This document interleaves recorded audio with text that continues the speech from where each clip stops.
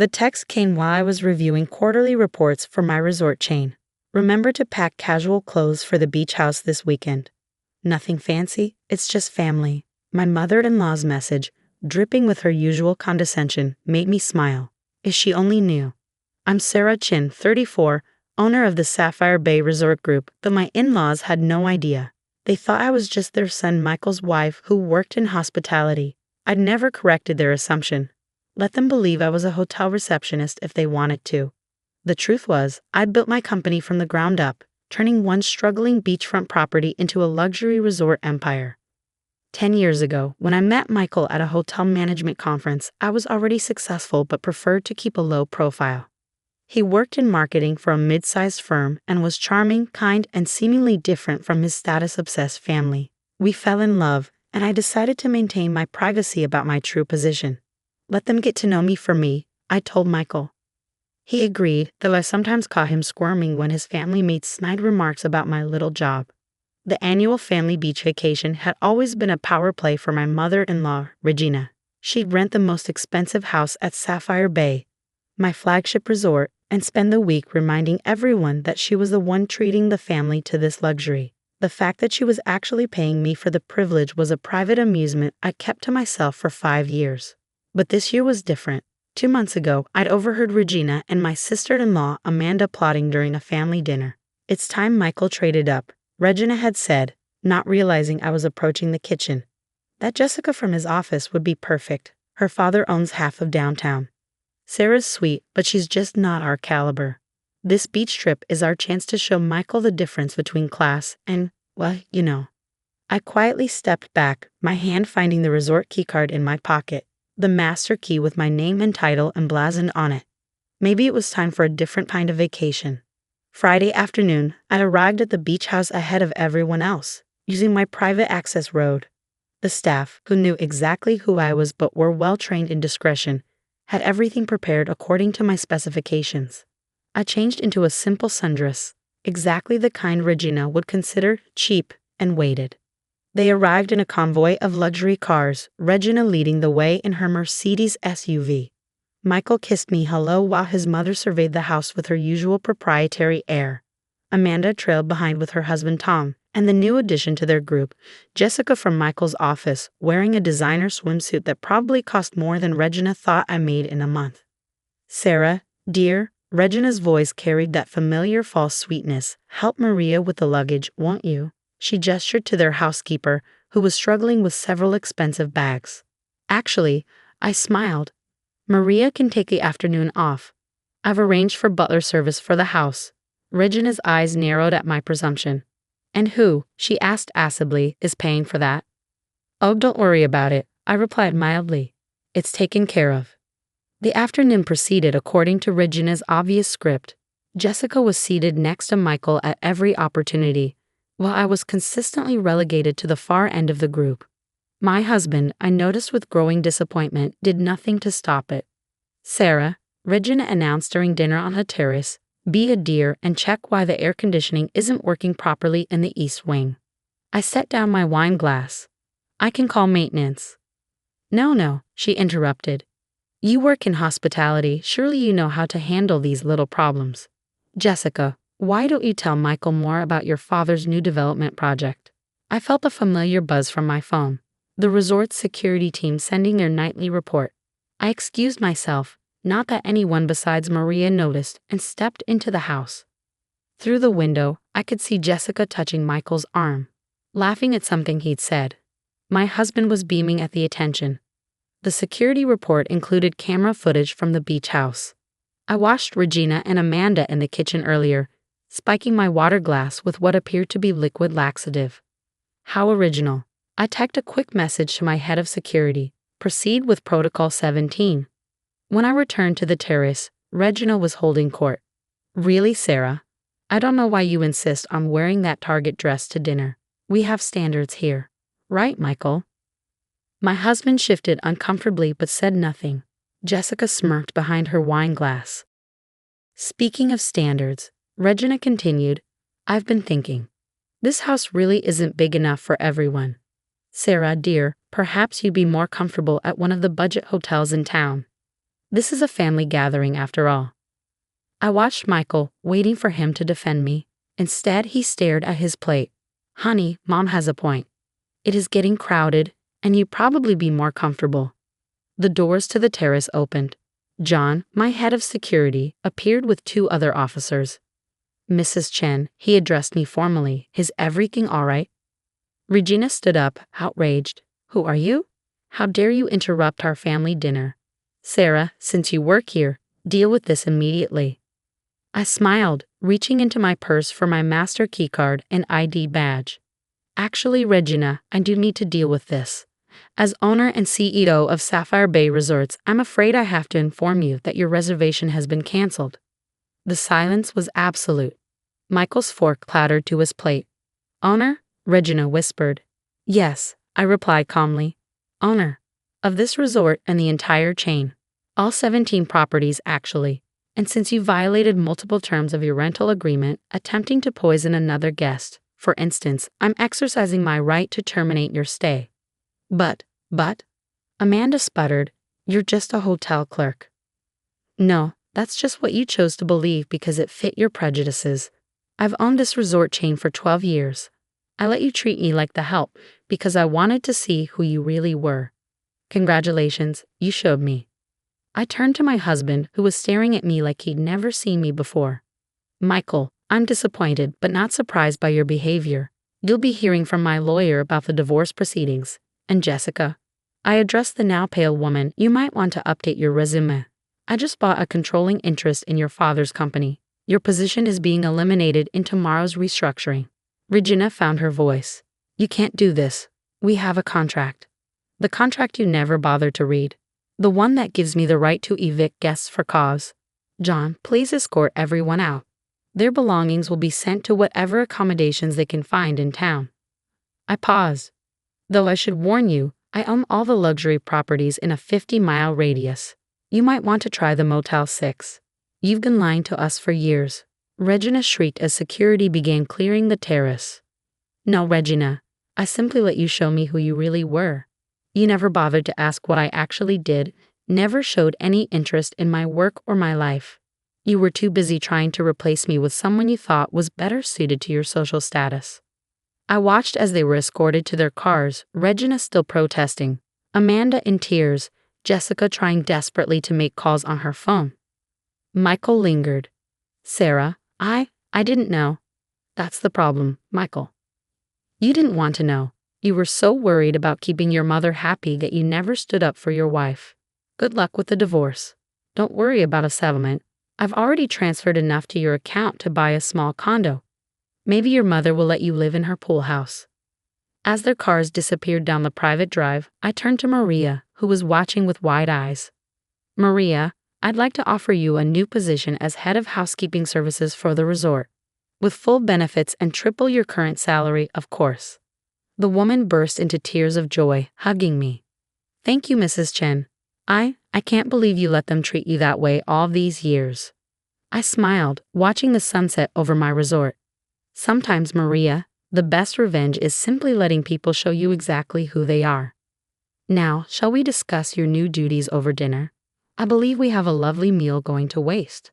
The video went viral 3 days later. Someone, probably one of the kitchen staff, had recorded Regina's meltdown as security escorted her off my property. The clip of her screaming, "But we're FAMILI," while being walked to her Mercedes racked up millions of views. Social media had a field day with the beach house boss lady saga, particularly when someone dug up Regina's old Facebook posts bragging about treating the family to luxury vacations at Sapphire Bay. I watched the fallout from my private suite at the resort's penthouse, sipping coffee and reviewing acquisition proposals. My phone hadn't stopped buzzing since that night. Calls from Regina, Michael, Amanda, their friends, their country club associates. I blocked them all.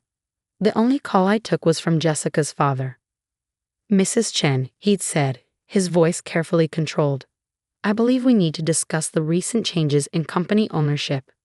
Mr. Bradford, I replied, we certainly do, particularly your daughter's involvement in attempting to break up my marriage. I'm sure the board would be interested in those text messages between her and my mother-in-law. plotting to seduce my husband during a company-sponsored event. The silence on his end was delicious. Now I continued about that merger you've been pursuing with Henderson Group. I'm prepared to make it happen, provided Jessica is relocated to your Singapore office immediately. That can be arranged. Wonderful. My lawyers will be in touch. The divorce proceedings moved quickly. Michael's lawyer nearly choked when he saw my financial disclosures. The prenup I'd insisted on. The one Regina had called unnecessary for someone of Sarah's position. Proved invaluable. Michael got exactly what we'd agreed to, enough for a modest fresh start, nothing more. Regina's attempts at damage control backfired spectacularly. Her tearful interview with a local news station, claiming she'd been blindsided by her daughter-in-law's deception, prompted my PR team to release security footage of her attempting to spike my drink. The resulting headlines weren't kind. Mother-in-law's poisoning attempt exposed. Beach house drama continues. Amanda tried playing peacemaker, showing up at my corporate office unannounced. Sarah, please, she begged, Mom's a wreck. The country club is freezing her out. Her charity board asked her to step down. Can't you make this all go away? I looked up from my laptop, where I'd been reviewing plans for my newest resort acquisition. Coincidentally, the very property Regina had been bragging about booking for next year's family vacation. Make what go away, Amanda? The consequences of your actions? The truth about how you all treated me? Or just the public embarrassment of being exposed? We didn't know who you were. That's exactly the point. You shouldn't have to know someone's net worth to treat them with basic respect. I turned my screen to show her the property listing. By the way, I just bought the Vista Del Mar Resort. Your mother might want to find a new venue for her annual I'm Better Than You vacation. The aftermath rippled through their social circle. Regina's carefully curated image as the family matriarch crumbled. Her friends, those same women who'd smirked at her subtle digs about her daughter-in-law's modest background, now whispered about her behind designer handbags. The irony of them doing so in my hotels wasn't lost on me. Michael attempted reconciliation exactly once. He showed up at my corporate office wearing the suit he bought for our wedding. I miss you, he said, standing awkwardly in front of my desk. I was wrong. I should have stood up to them. Yes, you should have. I kept my voice neutral. But you didn't, not once in 5 years. I didn't know you owned all this. If I'd known. That's the problem, Michael. You needed to know I was wealthy to treat me with respect. It should have been enough that I was your wife. He left my office with slumped shoulders, finally understanding what he'd lost. Not my money. The prenup ensured he'd never had that. But my trust, my respect, and any chance of a future together. 6 months after the beach house incident, I hosted a charity gala at my flagship resort. The event raised millions for educational scholarships for hospitality workers. Maria, now my head of housekeeping services, gave a moving speech about opportunities and second chances. Regina tried to purchase a ticket. Her payment was refunded with a note. We reserve the right to refuse service. The media coverage was extensive. Business magazines that had once dismissed me as lucky or in the right place at the right time now praised my strategic brilliance in building my empire. A famous business journal wanted to profile me for their Women in Leadership issue. Looking back, I told the interviewer, I'm almost grateful for how they treated me. It taught me valuable lessons about character, about how people behave when they think you're beneath them. I've incorporated those lessons into my company culture. Every employee, from dishwasher to executive, is treated with equal respect. The article went viral. Applications to work at my resorts tripled. I instituted a new hiring policy. Any hint of elitism or superiority in an interview was automatic disqualification. 1 year after the beach house incident, I received an invitation to Michael and Jessica's engagement party. Apparently, she'd returned from Singapore and they'd reconnected. The venue? One of my competitors' hotels, the only luxury property in the area I didn't own. I sent a gift, a framed copy of the rental agreement from that fateful beach weekend with a clause about behavior-based eviction highlighted. My note read, Congratulations. May your new family treat each other better than your last one treated me. Regina, I heard, had sold her beach house, the one she'd spent years renovating to keep up with the Sapphire Bay aesthetic. The buyer, my company, through a shell corporation. I had it converted into a retreat center for overworked hospitality employees. The transformation of my business continued. Sapphire Bay Resorts became known for more than luxury. We were celebrated for our corporate culture, our employee retention, and our zero-tolerance policy for guest harassment of staff. Maria's daughter became our first scholarship recipient, heading to Cornell's hotel management program with a full ride. When Regina's friends complained about the decline in service standards, since I'd instituted my progressive policies, I had their memberships in our loyalty program revoked. The final twist came during a routine business acquisition 2 years later. I was reviewing the purchase of a small but exclusive country club, the very one where Regina had held court for decades. Mrs. Chen, my assistant, said, "There's one small detail you should know. Mrs. Regina Wallace holds a lifetime membership." I smiled, thinking of all those years of condescension, of being treated like the help, of watching my husband fail to defend me. "Please inform Mrs. Wallace that under new ownership, all memberships are subject to review. Her presence would make other members uncomfortable." I used the exact words she used about me at the beach house. The letter terminating her membership was delivered the same day she received an invitation to Michael and Jessica's wedding, at a budget hotel ballroom. Apparently, Jessica's father's new Singapore-based position had affected their circumstances more than expected. I donated Regina's membership fees to the scholarship fund. The first recipient? Maria's youngest daughter, who dreamed of owning her own hotel someday. Sometimes, sitting in my penthouse office overlooking the ocean, I think about that last family dinner at the beach house. The shock on their faces, the sudden realization that the person they dismissed had held the power all along. But real power, I've learned, isn't in wealth or status. It's in being true to yourself, in treating everyone with dignity regardless of their position, and in never letting anyone else define your worth. Regina still drives past the resort sometimes. I've seen her car slow down at the gates, seen her stare at the sign that bears my name.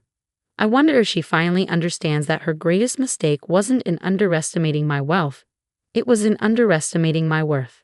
The beach house where it all ended is now my favorite private retreat. I've kept one thing from that last dinner: the wine glass Regina tried to spike. It sits in a display case in my office, a reminder that success isn't just about making money. It's about maintaining your dignity while letting others reveal their true character. Last week, I received a letter from Michael. Inside was an invitation to his and Jessica's wedding, along with a handwritten note. "I know you won't come, but I wanted you to see what rock bottom looks like. You were right about everything. I'm sorry I didn't see it sooner." I sent back a response on Sapphire Bay letterhead. "Congratulations. I've booked you the honeymoon suite at our Singapore property. Consider it my wedding gift, and a reminder that class has nothing to do with money." The suite, of course, didn't exist, but I'm sure they'll figure that out when they get there. After all, some lessons are best learned the hard way. The sterile fluorescent lights of my basement laboratory hummed as I adjusted my microscope. Another late night, but I was close. So close to a breakthrough that had eluded the biggest pharmaceutical companies for decades. "Alexandra." Mom's voice carried down the stairs. "The Carmichael party starts in an hour. Please tell me you're not still playing with your petri dishes." I carefully documented my latest results, knowing tonight's experiment could change everything. "Can't make it, Mom. I'm at a critical phase." The click of her designer heels announced her arrival in my lab. She stood out against the scientific equipment in her evening gown, nose wrinkling at the sterile smell. "Darling, Dr. Carmichael is the head of research at Palmer Pharmaceuticals. He could offer you a real position, not this." She gestured vaguely at my equipment. "Hobby." "My research isn't a hobby," I replied, noting another reaction result. "And Palmer's approach to cellular regeneration is fundamentally flawed." "A flawed approach that made them billions." Dad's voice boomed as he descended the stairs in his tuxedo. "While you waste your PhD in this basement." I carefully adjusted the compound mixture, watching for the telltale color change. "My approach works. Their method treats symptoms. Mine targets the cause." "Sweetheart," Mom sighed, "every researcher claims that. That's why pharmaceutical companies have entire teams, billions in funding." "And zero cures," I interrupted, recording another measurement. "Because they're following the wrong path." Dad picked up one of my research journals, frowning at the complex formulas. "Alexandra, be reasonable. Palmer Pharmaceuticals has offered you a senior researcher position 3 times. Instead, you're burning through your trust fund on What exactly is this? The future of medicine, I said quietly, watching the solution turn the exact shade I'd predicted. Perfect. The future is at Palmer, Mom insisted. Their stock hit another record high today. Meanwhile, you're hiding in a basement. My phone buzzed. A message from my patent attorney. Documentation complete. Filing tonight. I'm not hiding, I replied, carefully storing my samples. I'm succeeding. You just can't see it yet. See what? Dad scoffed. Empty test tubes and rejected grant applications? Palmer's research division has $30 billion in funding. You have something they don't, I smiled, checking the final readings. The correct approach. Mom's perfectly arranged features tightened with frustration. Alexandra, you're brilliant. Top of your class at Stanford Medical. You could be running Palmer's research division by now instead of this waste. The basement lab's silence was broken by hurried footsteps above. My patent attorney's voice called down. Dr. Alexandra? Are you here? In the lab, I called back, watching my parents' startled expressions as James Burton, one of the country's top patent attorneys, burst in, clutching his tablet. It's done, he announced breathlessly. The patent office fast-tracked your application. It's official. You own the rights to the most revolutionary medical breakthrough of the century. Dad's dismissive expression froze. Patent. The cellular regeneration protocol, James explained excitedly. The one Palmer Pharmaceuticals just spent $13 billion developing their version of.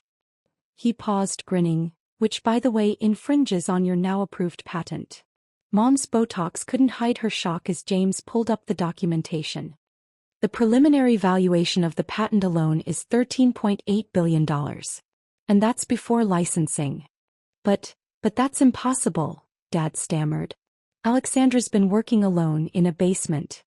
Working on the correct solution, I finished for him, pulling up my research data. While Palmer spent billions going down the wrong path, I found the right one. Their entire research division missed what I saw 3 years ago. The basement lab suddenly felt very different to my parents as they stared at the equipment that had just revolutionized modern medicine. Their daughter's hobby had just become the most valuable pharmaceutical patent in history. The Palmer board is meeting tonight, James continued.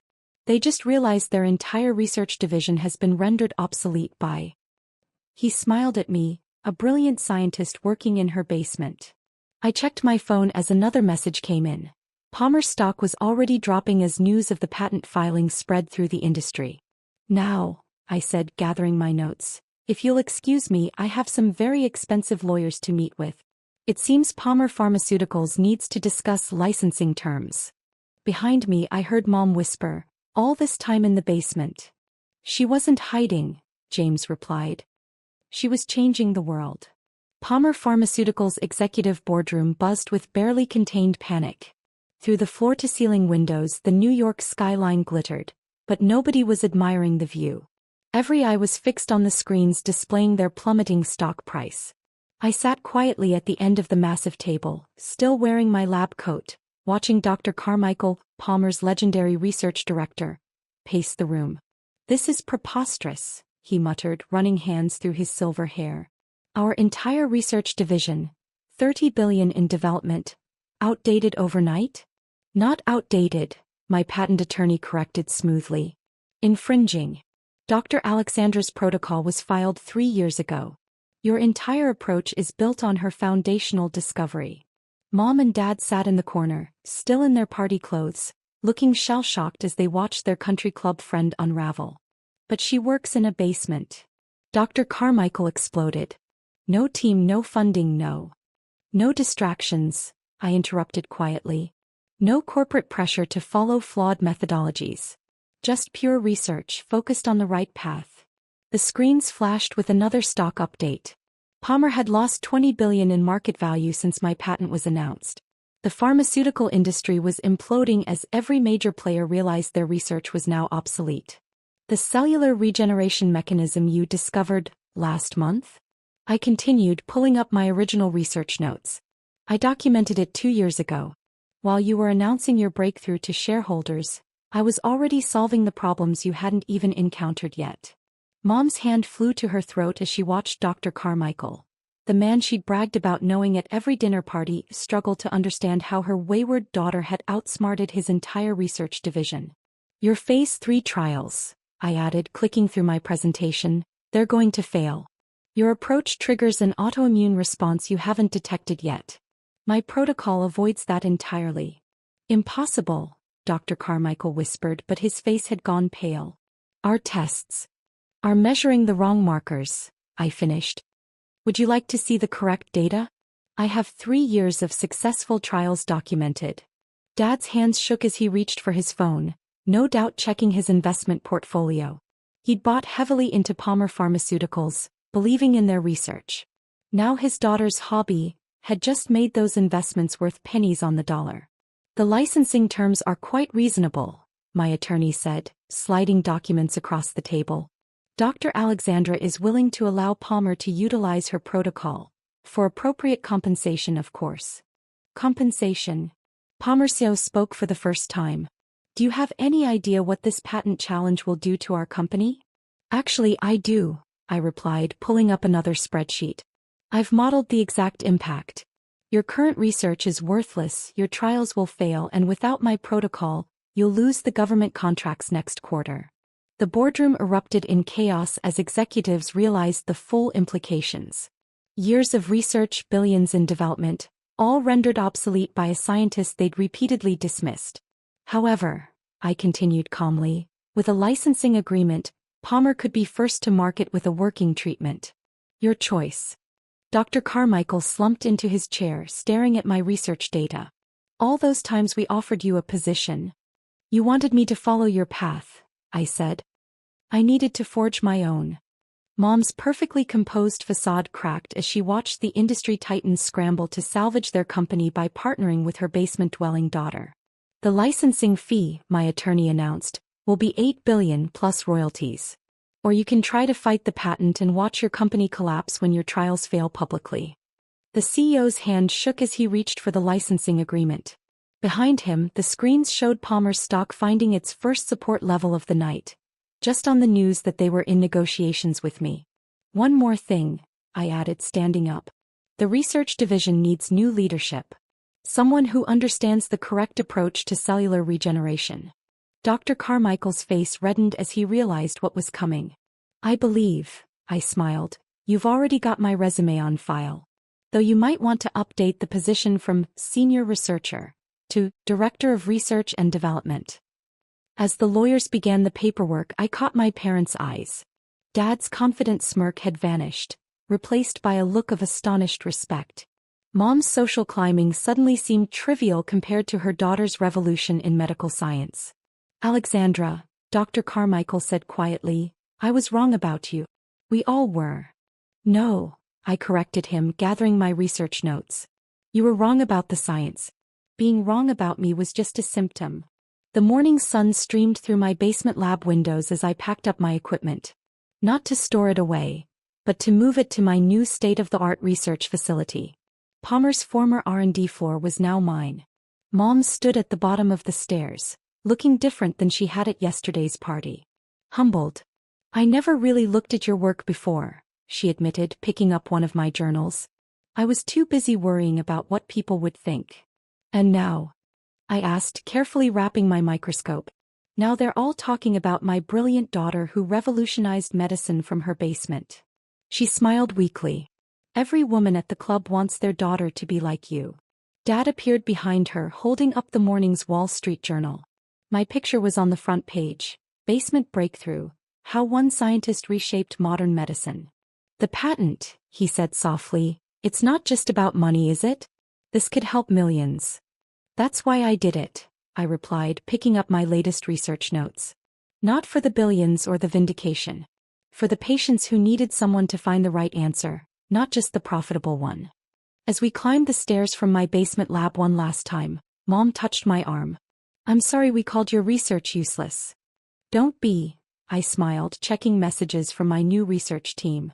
Sometimes the most important breakthroughs happen when nobody believes in them but you. The morning light caught my framed patent on the wall. The document that had transformed medicine forever.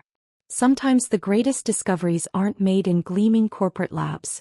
but in quiet basements where someone dares to question everything.